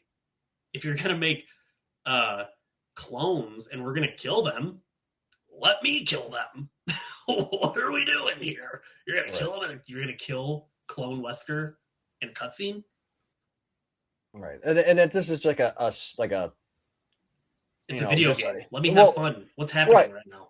And this is more of like a what you could have done type of thing, but it's like going along with what Vaughn's saying. It's like that would have been sweet to see Xeno if he's a clone of Wesker. It would have been cool to see, let's say, he's fighting with the fact that he's got memories that are washing over him, and he's like, what the like he knows, but he's like essentially fighting, like being an individual with these memories. He's trying to figure it out. Right. But it's interacting in a way, because a lot of the biggest thing with the viruses is them essentially mutating constantly. It's like, and it's under stress, damage to the body, damage to the mind. It causes stress, which causes the virus to mutate. It was like, there was a lot of ways that they could have went with it that would have made it more interesting and gave it more depth, but they just, like, it's like Vaughn said, kind of half-baked. They kind of just they were just trying to make a more or less like an action type of thing, in my sense, like just constant dopamine stimulation, and then be done with it, as opposed to I don't know what I could want it out of it. I mean, I know a few things I could have wanted out of it, but it would have been, for one, it would have been to have the villains be meaningful. I didn't feel like they had a meaningful presence in the story at all, and the game didn't treat them like they had a meaningful presence. You don't interact with them until the end. Xeno is not a factor the whole time, and then Gideon really isn't a factor. You only actively interact with him twice. There's a lot of one-off mechanics that they don't really utilize to their full potential.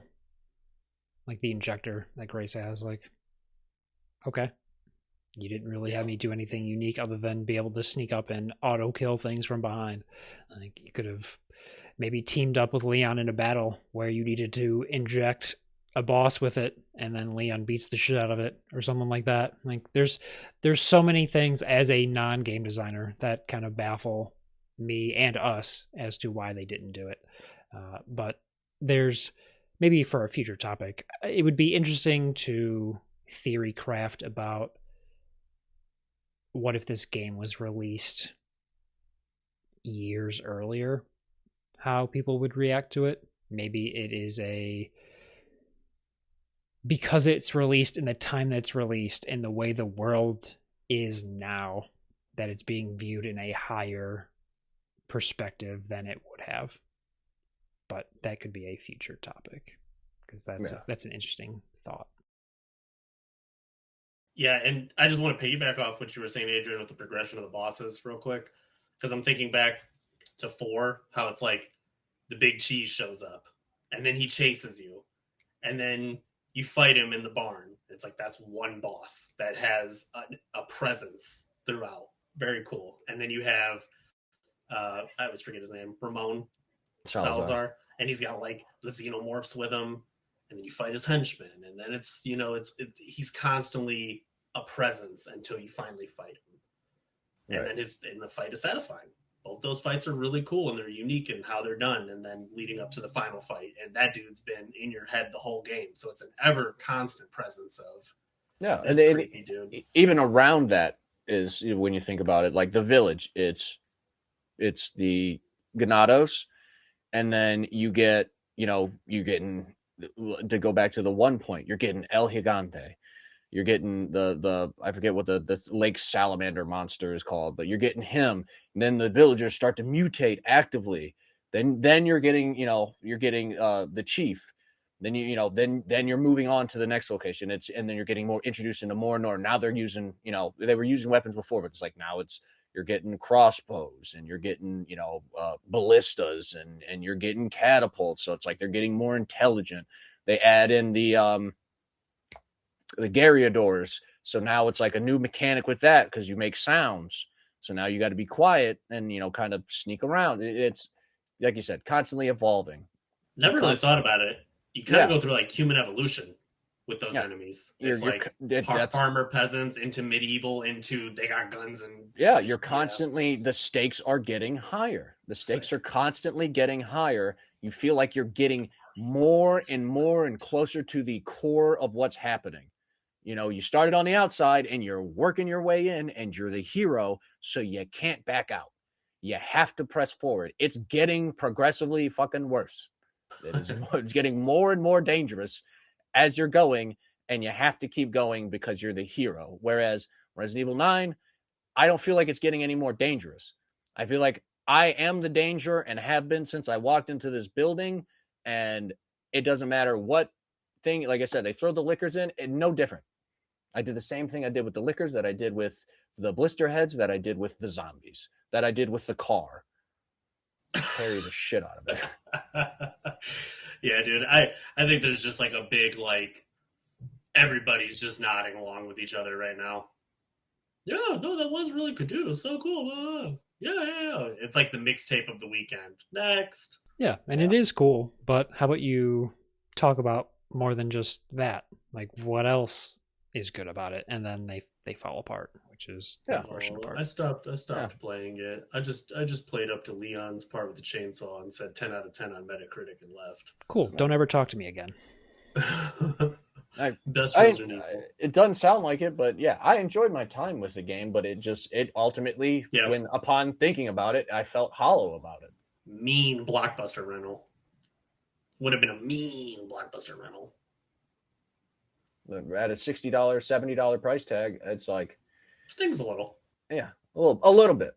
I don't feel cheated. I don't feel robbed, but I do feel like, there's a lot of missed potential. As a Resident Evil that was released with less content than the previous one, it's interesting to note that. I don't feel like I felt when they released the remake of 3, but I still feel like a step above that. It feels step above 3. Enough so that I'm not angry. I'm just disappointed. 3 had me angry. Yeah, I was furious, really. I want to know what they're going to charge for the DLC. That'll be a major point. $39.99. They'll be lucky if I pay them with my attention. You get to play as the little girl crawling out of the rubble to get to Chris and Leon. I don't want to talk about this anymore.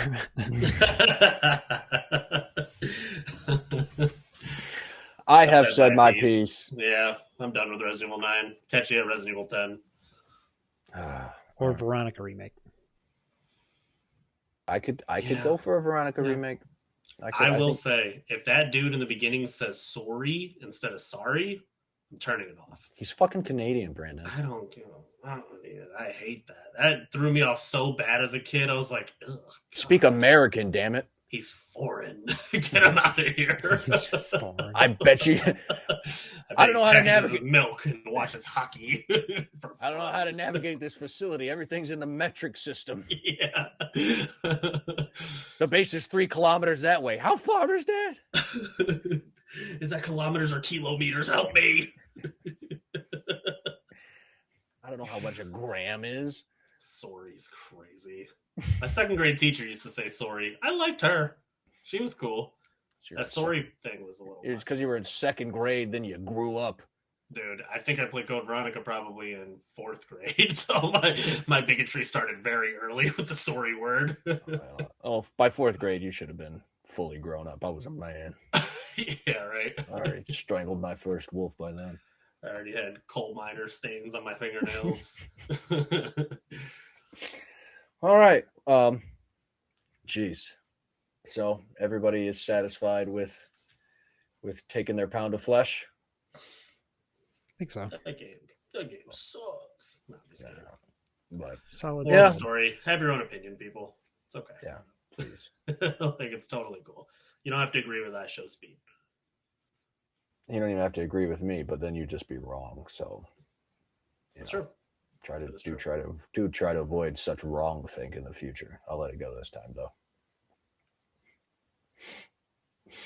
All right. Well, if everybody has said their piece, I think we are out of topics for today's episode. So, with a heavy heart, I must bid you adieu. I have been your host for this evening's broadcast, Adrian. Brandon. Tom. All right.